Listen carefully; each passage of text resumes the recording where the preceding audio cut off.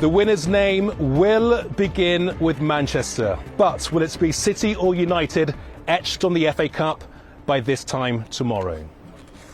A very good evening. Tonight we're live from Wembley Stadium ahead of the FA Cup final, a showpiece event steeped in so much history.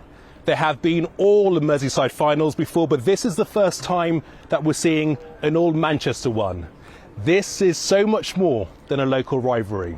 United are the only side in English football to win the treble. They have the chance to end City's dream of replicating that historic feat a week before their Champions League final. So, in less than 24 hours, 90,000 fans wearing colours of red and blue will fill this glorious stadium, willing their teams on so they can claim bragging rights. Our first report comes from David Chisnell on a city with divided loyalties.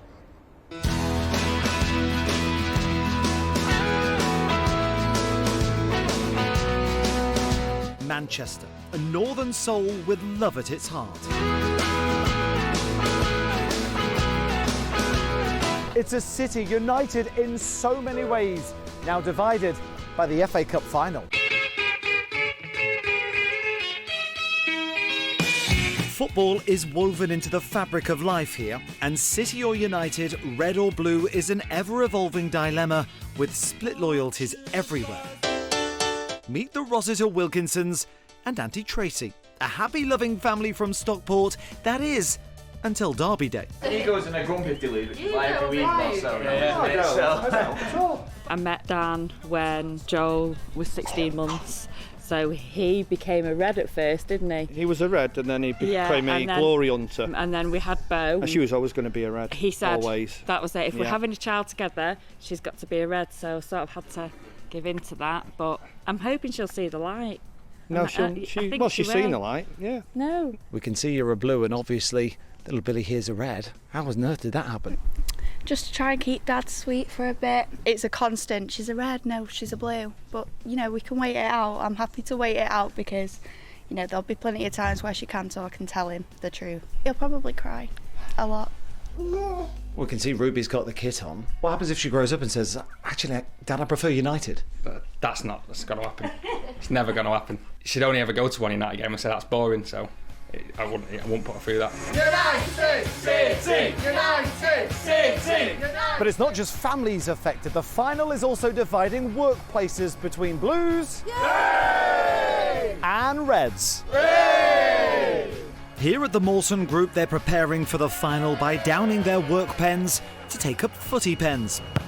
For a generation of City fans who had to endure being the noisy neighbours while United dominated under Sir Alex Ferguson, it's a privileged position to now have something to shout about under Pep Guardiola. He's the boss, but you're bossing it on the pitch at the moment. So how does that dilemma work? Yeah, I mean, we've been with the business for so long. Over 30 years. I've had 20 years of tough times, so I'm just enjoying it now while I can. Yeah, the respect is still there. The banter that goes on. You know, at the end of the day, we're all Mancunians, and we're proud to have the final of a derby final in our history. We've never seen it, have we? No. It's high fives at fives in Trafford for family football freestylers Liv Cook and Katie Bamford. While the cousins share the skills, they don't their footballing loyalties. I'm proper looking forward to this game, you know, it's going to be class. Yeah, so am I, but we're easily going to beat you. We're on our way to winning the treble. I know, but you're all getting giddy about the treble. You need to calm down. You've got the FA Cup first. We've won this FA Cup 12 times, and we're going to stop you there. Yeah, whatever. Well, one man who's played for both United and City is Andy Cole, and the former England international lifted the FA Cup with United as part of their historic treble-winning side of 1999. When you grow up watching the FA Cup as a kid and you aspire to become a professional footballer, that's one competition you always want to win. And when you talk about the romance of the cup, this is what you're talking about. You know, two teams from Manchester in the FA Cup final. You know, that's Manchester City were going as massive favourites and Man United underdogs. That doesn't happen very often. The favourites don't always win that competition, and it's a one-off game. Manchester City's Phil Foden started his footballing journey here at Reddish Falcons. Despite the City connection, there's plenty of United supporters in the current crop. United, because they have the big forehead dude, Harry Maguire, and I think he's going to get loads of headers, and I think Rashford might score. I just like the history, like Aguero when he scored to win the Premier League. I think Haaland will score one, and I think Mahrez will score two. De Bruyne will score a free kick top left.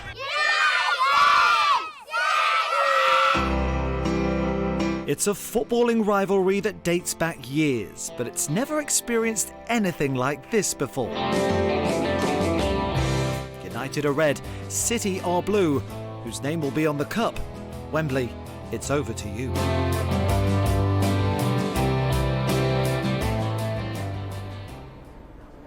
And David joins me now. Well, David, this is what it's all about. But it's not going to be an easy journey for those North West fans who are travelling from the region down to Wembley Stadium. Absolutely. Thousands of football fans are going to be travelling from Manchester down here to Wembley. And because of the railway strikes on the West Coast mainland, it means that the roads are going to be exceptionally busy.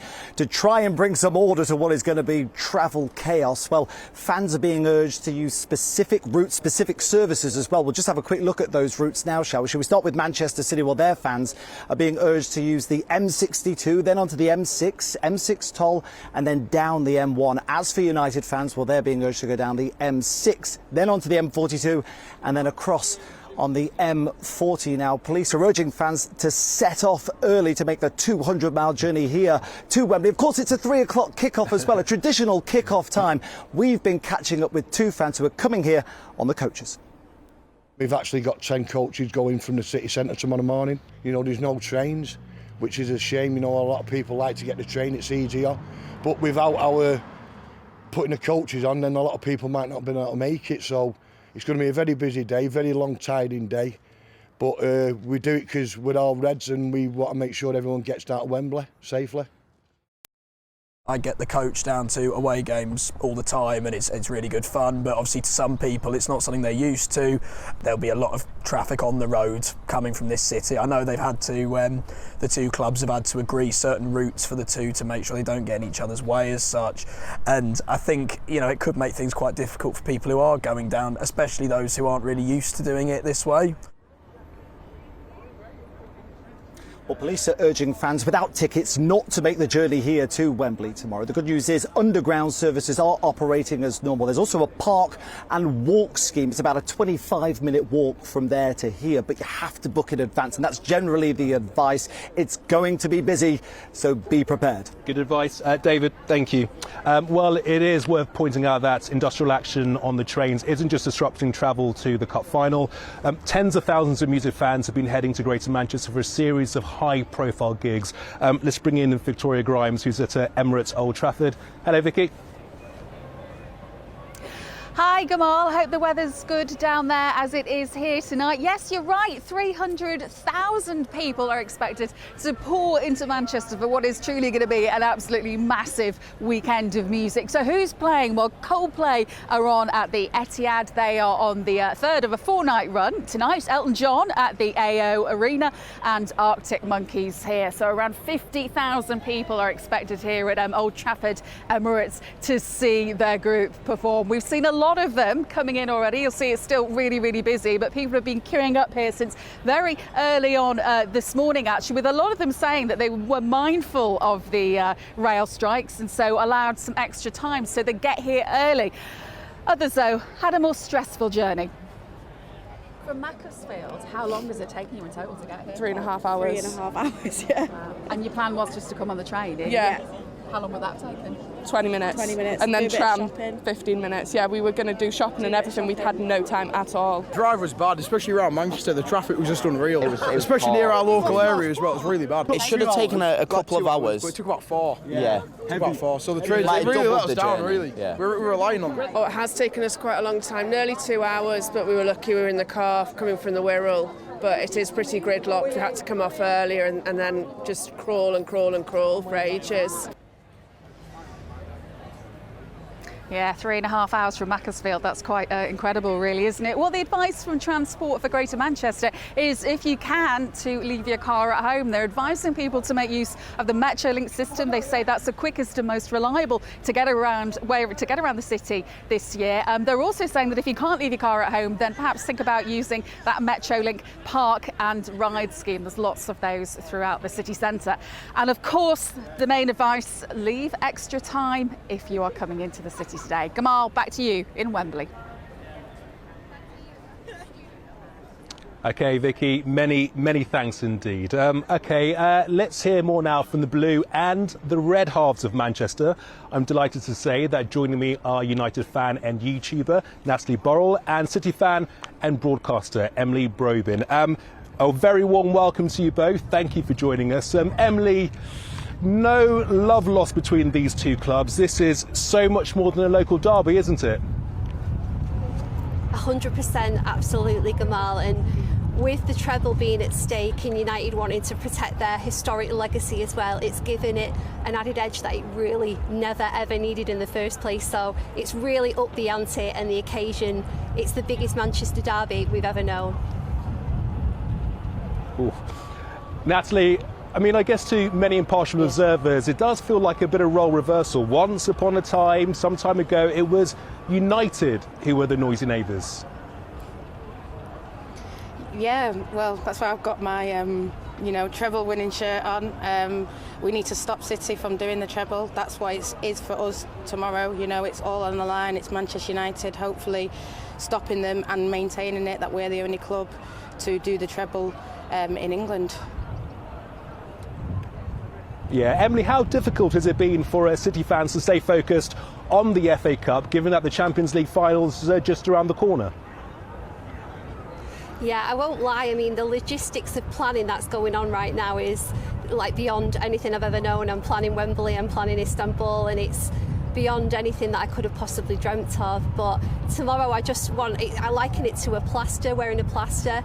I just want to rip it off. I know it might hurt, but I just need to do that, because we don't know which way it'll go. And all we know is that at the end of tomorrow, one way or the other, somebody will be having the highest high and then the lowest low. But I am so excited about Istanbul, so this is just a bit of a distraction for me, really. I can't believe I'm saying that. Natalie, a bit of a distraction for Emily. What do you make of that? No. I think they'll be wanting to win it just as much as us. I think they want to probably win this just maybe more than the Champions League, because obviously it'll mean everything. I suppose beating Man United's treble, that's what they want, in my opinion. Emily? Yeah, I mean, I've never really considered winning the treble up until the point where we are having this conversation every day, because life as a City fan, we've had our ups and we've had our downs. Everybody throws the money card at us all the time, but as fans, we're just holding on for dear life and enjoying the ride. If we do the treble, it would be beyond anything that we could have possibly comprehended, and it would be phenomenal. Beating United along the way to that would just be the cherry on the sweetest cake we've ever known. Natalie, for United fans, really deep down, is this all about stopping City from getting that treble? Yeah, it is, because, we want to be that team, the only team that's done it. But I think for Manchester United, I think finishing third and having a cup double, it's beyond what we expected. So for me, it's going to be a great season if we do win the FA Cup. And, it's about backing Ten Hag now and making sure that he's got the resources he needs to push us on and be winning the Premier League next year and competing in Europe. Yeah, great stuff. We've just got a few seconds left, guys. Emily, a final score prediction from you? I think we'll do it. I think it'll be 3-1 City. It might be a closer game than that. We don't know, really. We know they can hit us on the break and hurt us, but I'd go 3-1 City if we turn up and we can wipe the floor with them. Natalie, what's your prediction? I think 2-1 Man United. I think it'll go right to the end. I think maybe even extra time, but I think Manchester United will win in the end. Yeah, well, the very best of luck to both of you. It's going to be a great day. It's going to be a great match. Enjoy the game. Emily and Natalie, many thanks indeed for joining us this evening. Cheers. Thank you.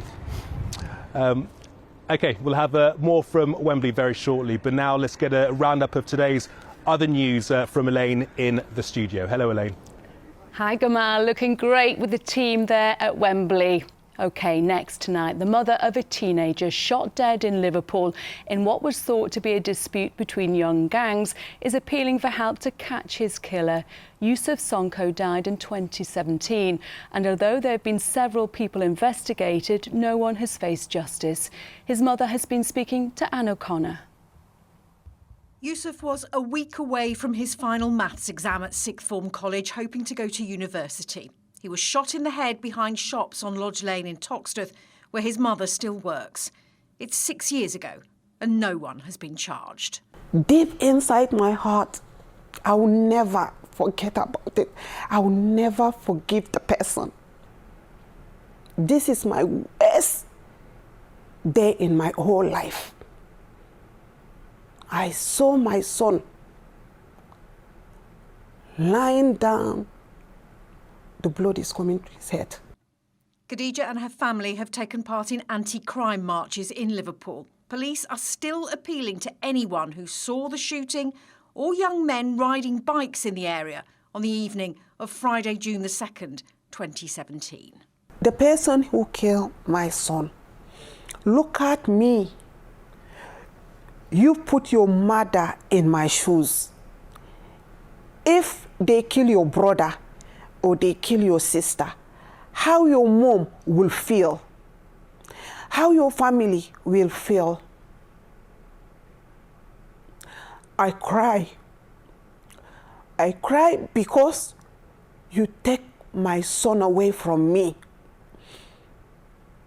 My family broke because you take my child away from me.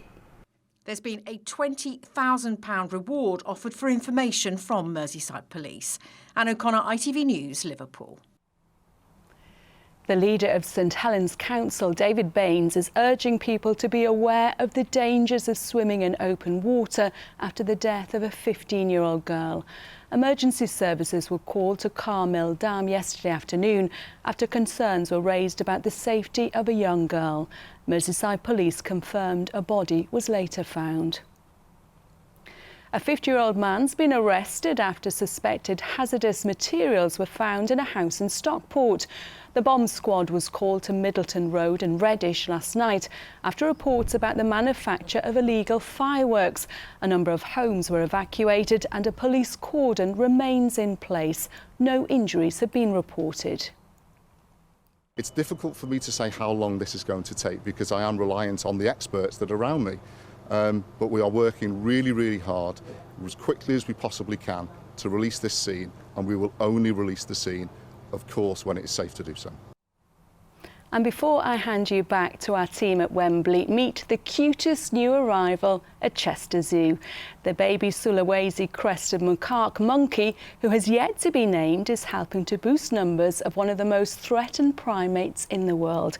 It was spotted clinging to Mom Rumble following its birth a couple of weeks ago, and it is very, very cute.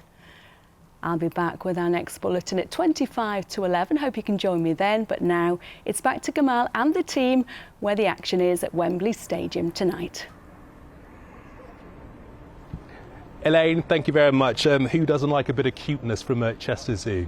OK, we're going to hear from the teams who will be contesting this derby final. The man leading Manchester United out of the tunnel tomorrow will be Bruno Fernandes. He was here at Wembley to proudly lift the League Cup trophy with club captain Harry Maguire just a few months ago. So, can history repeat itself?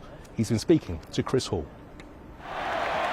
In 1977, Liverpool conquered England and Europe, but the ultimate hat-trick was denied by their arch-enemies. And the golden dream of a treble for Liverpool has been shattered. Now fate has again cast Manchester United as disruptors, with a leading man accustomed to the unique stage of a cup final derby. Our cup in Portugal is really important too for us. The one I won was against Porto, so one of the biggest rivals that Sporting has in Portugal. The atmosphere was amazing. You know, you see the stadium split in two colours.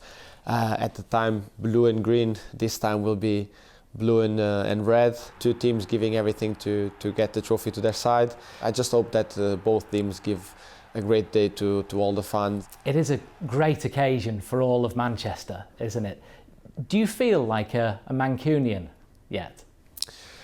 It's difficult to say that I feel as a Mancunian, but I feel really at home here, you know. My kids, they love to be here. They're speaking in English already, so my daughter, that is the older one, she has the accent, and sometimes even at home is difficult to make the homework with her because, you know, the way I say the words is not the Mancunian way, so...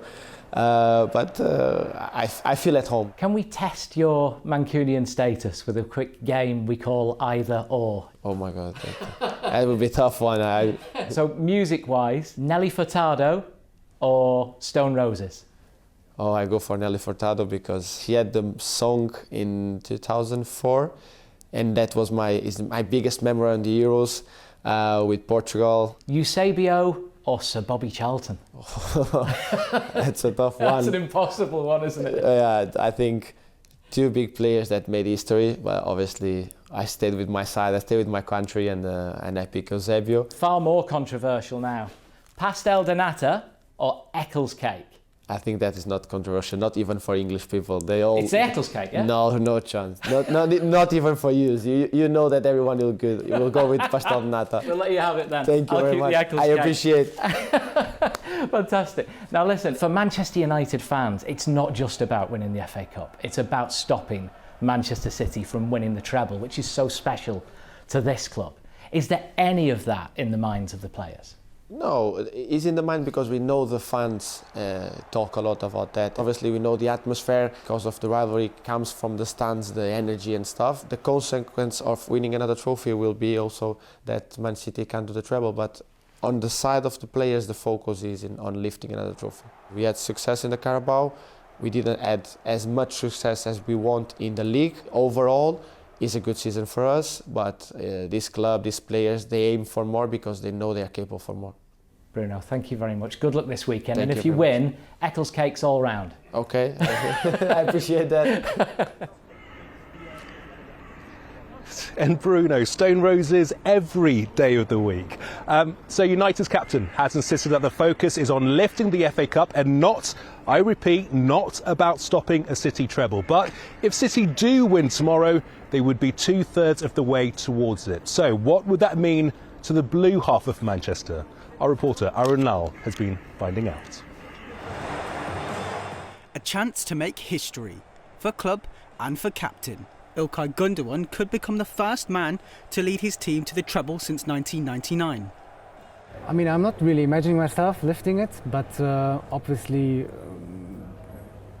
that would be special. That would be very special, you know, especially with 2 more finals to go, and every final is always, I think, amazing to play. And if you win it, the feeling afterwards is just unbelievable. The man who signed for just £21 million is now a priceless asset to one of the world's richest clubs. Having lifted the Premier League and with the Champions League final to come, up next is the FA Cup, but standing in their way are City's fiercest rivals. Well, we can't deny their qualities. I mean, they have a lot of individual quality on the pitch. We need to play probably the same standard we've played Real Madrid at home or Bayern Munich at home. So it's a final. It's a final. The chances are more or less 50-50 always. It's the first FA Cup final between the Manchester neighbours, but not their first duel at Wembley. Their last meeting in 2011, which City won, has whet the appetite for another battle in the capital. It's always heated as a derby. I mean, everything that everyone in this city lives for is kind of based on what happens during the course of the season. You know, like how much bragging rights and how much banter can you give and take. So it's going to be a really amazing occasion. When the last treble was being won, City were fighting their way out of League One. Paul Dickoff knows how far they've come in 24 years and believes now is their time to claim the big 3 trophies and finally match their Mancunian rivals. I'll probably be in trouble if I say they can, but at the same time I don't see there's any reason why not. You know, the form that they're in, the way they're playing at the minute, I just see it very difficult for anybody to beat them. You know, now the Premier League's won again, I don't think they'll be resting their laurels. Manager Pep Guardiola says his team needs to put aside everything that's happened between the two clubs this season, as it all comes down to this one game. In the Premier League we were better than them, not this season, so many years. So by one game is one game. So have to do our best version, to be our best, to beat them. If City were able to collect the 3 trophies, it would elevate the players to legendary status. After statues were created for former legends like Vincent Kompany, David Silva and Sergio Aguero, could we soon see a Gundogan statue?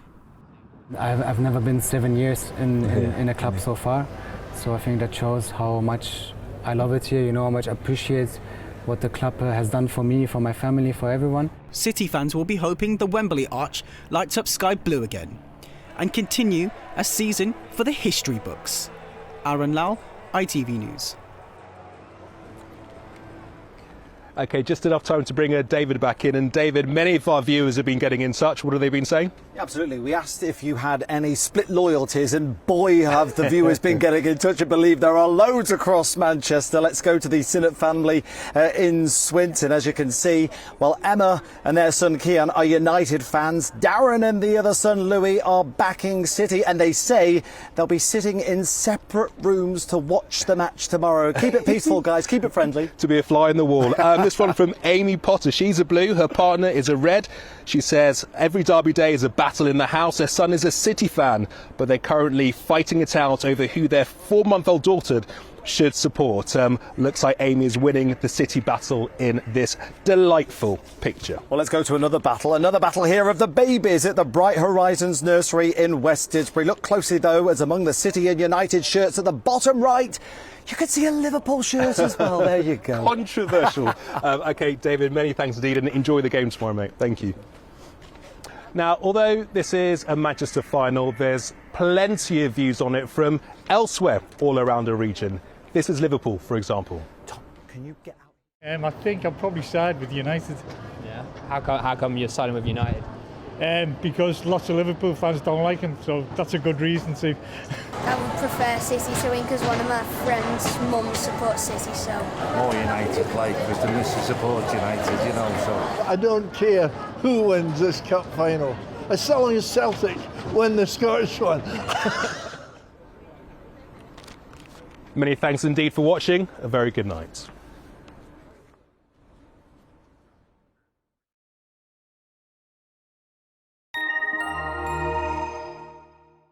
You burnt tea again? I'm scraping the cooled oil into the bin, not the sink. Can we eat outside? It's nice. United Utilities sponsors ITV Granada weather. Hello there, hope you've had a great Friday and that you're all set for the weekend. The weather's been doing its bit today and it will continue to do so for the next few as well. Some great shots there from around the region, so thank you for sharing. And of course, we're heading into this big sporting weekend. If you follow the horses, then it's the Epsom Derby tomorrow, but also, of course, we have that little old football match at Wembley.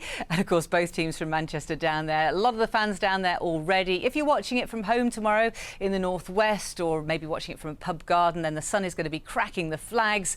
And if you're down in Wembley, well, it is going to be warmer than it has been of late. 23 Celsius, some really strong sunshine there. Just a little bit of patchy cloud, but really a lot of sunshine. So it might be a case of slip, slap, slop, slip into a T-shirt, slap on a sun hat and slop on some sun cream. Because high pressure is anchored up to the northwest still, and it remains in place for at least another 6 or 7 days, extending its influence across the whole of the UK there. So then, gardeners beware. Yes, there's a lot of sunshine around, but we could do with a bit of rain. There's none in the forecast for the foreseeable future. And when that breaks down, it'll break down from the south northwards. Also, there could be some chilly nights on the cards, but not too bad tonight. Although for a time in parts of Cumbria and also parts of Cheshire, temperatures could get down to freezing, but just for a brief period before they start to pick up again around 8 or 9 o'clock tomorrow morning. But there could be the risk of an isolated touch of grass frost in 1 or 2 more rural spots and possibly some isolated patches of mist or fog.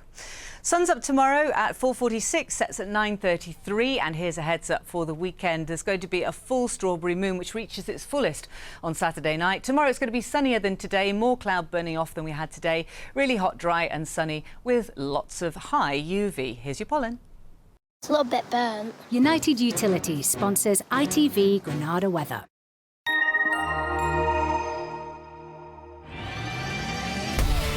Hello, summer.